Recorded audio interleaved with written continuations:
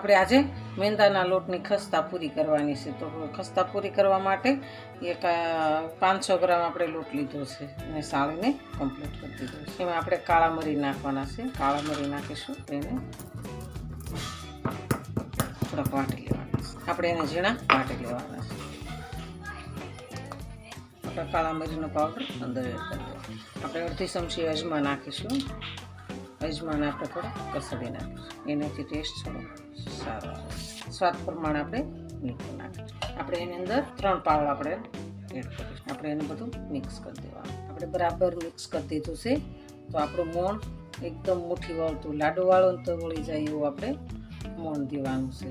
તો આપણું મોણ એકદમ પરફેક્ટ સરસ તૈયાર છે.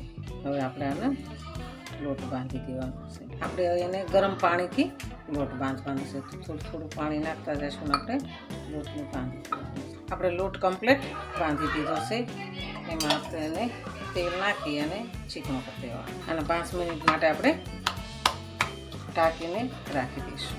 5 મિનિટ માટે. આપણે 5 મિનિટ થઈ ગઈ છે. લોટ આપણો એકદમ કમ્પ્લીટ સરસ. હવે આપણે એને વણી લઈશું. આપણે પીસ કરી લઈશું. આપણે આવી રીતના પૂરી વણી લઈશું. વણીને આપણે એક ડીશમાં રાખીશું. બધી પૂરીને આપણે વણી લેવાની છે. વણીને આપણે એક ડીશમાં રાખી દઈશું.